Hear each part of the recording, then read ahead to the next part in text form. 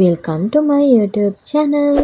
ඉතින් කොහොමද ඔයාලට ඔන්න අද අපි නුවර යන වීඩියෝ එක තමයි ඔයාලට අරගෙන ආවේ. අද අපේ පුංචි පැටියව නුවර දළදා හාමුදුරුවන්ට පූජා කරන්න තමයි මේ එක්කගෙන යන්නේ. බබාව දළදා හාමුදුරුවන්ට පූජා කරන්න යනකොට අනිවාර්යයෙන්ම බබාට මාස 3 සම්පූර්ණ වෙලා තියෙන්න ඕනේ. ඒ වගේම බබාට මාස 6 සම්පූර්ණ වෙන්න බෑ. ඊට කලින් අපි දරුවන්ව පූජා කරන්න එක්කයි යන්න ඕනේ. ඒ වගේම කියන්න ඕනේ දළදා මාලිගාවේ තේවාවන් 3ක් තියෙනවා. ඒ තමයි අලුයම තේවාව, දහවල් තේවාව සහ සවස තේවාව. මෙන්න මේ තේවාවන් 3නේ තමයි බබාලා පූජා කරන්නේ. ඉතින් අලුයම තේවාව උදේ 5:30ට පටන් අරන් 7ට අවසන් වෙනවා. දහවල් තේවාව 9:30ට පටන් අරන් 11ට අවසන් වෙනවා. සවස තේවාව 6:30ට පටන් අරන් 8ට අවසන් වෙනවා. මේ වෙනකොට අපේ නිකේලි බබාට මාස 4:00මාරයි. අපි කොහොමත් එයාව මාස 4:00මාරෙන් එක්කයි යනවා කියලා තමයි ප්ලෑන් කරගෙන හිටියේ.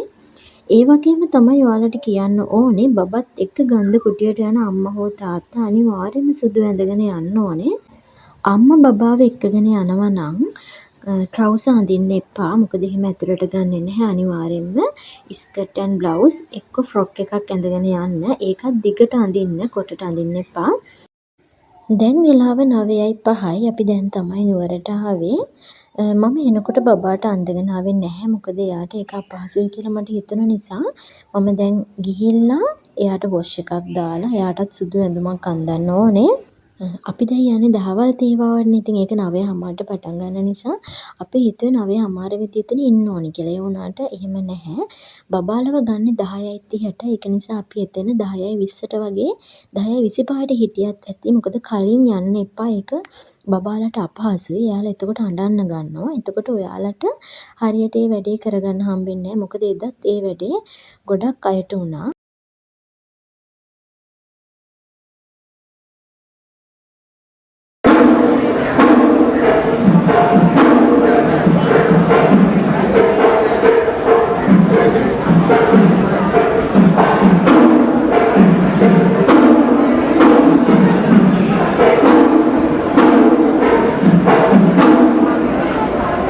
අපි ආවේ බ්‍රහස්පතින්දා දවසක. අපි හිතුවේ නෑ මේ තරම් සෙනගක් අද ඉඳී කියලා. ඒ වුණාට ඔයාලට පේනවා ඇති.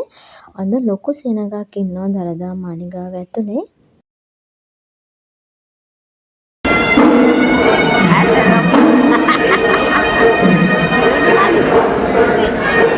මේ ඔයාලා දකින්නේ බබාගේ අම්මා හෝ තාත්තා බබාව අරගෙන දළදා වහන්සේ ගාවට යනවා. ඉතින් ඔයාලට අනිවාර්යයෙන්ම කියන්න ඕන මාස්ක් එකක් අරගෙන යන්න. මොකද මාස්ක් එකක් නැත්නම් ඔයාලට යන්න දෙන්නේ නැහැ. අපි ගියපු දවසේ බබාලව ගන්නකොට 10:38 විතර වුණා. මම ඒකයි කීවේ ඔයාලට කලින් යන්න එපා. පුළුවන් නම් 10:20ට විතර යන්න. මොකද බබාලා අඬන්න ගත්තාම ඔයාලට ඇතුළට යන්න හම්බෙන්නේ නැහැ. මේ ගොඩක් අම්මලා නැගිටලා ආපහු ගියා මේ බබාලව ඇතුළට එක්කයි යන්න බැරුව.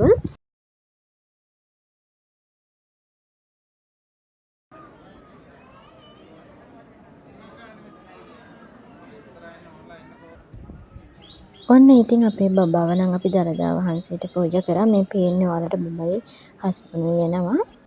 දළදා වහන්සේ ඇතුළට එක්කයි යනකොට බබාවත් සුදු සැහැල්ලු ඇඳුමකින් එක්කයි යන්න. මේස්වත් එයාට දාන්න එපා. මං හිතනවා ඒකත් එයාට කරදරයක් කියලා. දළදා වහන්සේ ගාවට යනකොට කිසිම දෙයක් අරගෙන යන්න දෙන්නේ නැහැ. ඔයාලා පඳුරක් අරගෙන යන්න, එතනින් තියන්න. ඇතුළට ගියාම බබාව කරඬුව ළඟ බිම තියලා ආයෙමත් අතට දෙනවා පිරිත් නොලකුවේ පිච්ච මල් ටිකකුයි එක්ක. ඉතින් හරිම සරලයි. ලොකු වෙලාවක් නොවන නිසා බබා එක්ක හරිම පහසුයි. ඔන්න ඔය විදිහට තමයි චූටි පැටවම දළදා හාමුදුරුවන්ට පූජා කරන්නේ. ඔන්න දැන් අපි යනවා හන්තානේ සඳගිරි සෑය බලන්න. මේ ගමනේදී මමයි බබායි හස්බන්ඩ්ගේ අම්මයි මගේ අම්මයි තමයි ආවේ. එයාලා ගොඩක් ආස වුණා හන්තානේ සඳගිරි සෑය බලන්න යන්න. නුවර ඉඳන් හන්තාන මාර්ගයේ කිලෝමීටර් 6ක දුරකින් තමයි සඳගිරි මහා සෑය පිහිටලා තියෙන්නේ. බස් එක කියන කෙනෙක් නම් උඩුවෙල බස් එකක නැගලා සඳගිරි සෑය පටන් ගන්න තැනින් බහින්න පුළුවන්. සඳගිරි මහා සෑය පිහිටලා තියෙන්නේ හන්තානි කන්ද පාමුල. නුවර තියෙන ලස්සනම තැනක් තමයි මේ සඳගිරි මහා සෑය කියලා කියන්නේ. ඉතින් ඔයාලට පේනවා ඇති මේ යන මාර්ගය බලන්න කොච්චර ලස්සනද කියලා.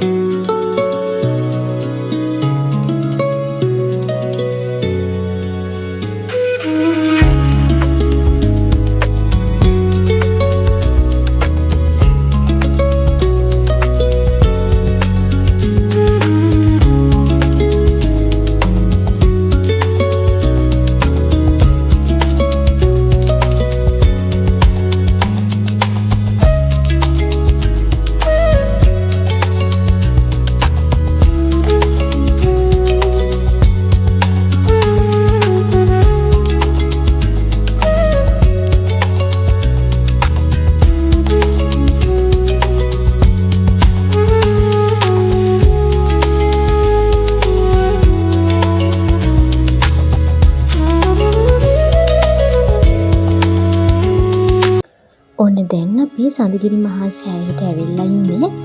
ඉතින් පේනවද ඔයාලට මේ පරිසරය කොච්චර ලස්සනද කියලා.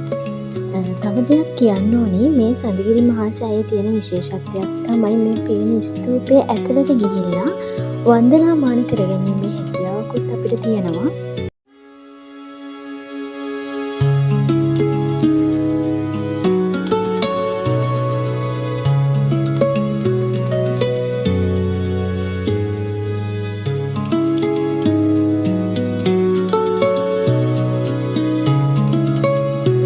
මේ ඔයාලට පේන්නේ චෛත්‍ය ගර්භය ඇතුළේ මොනවද කියලා.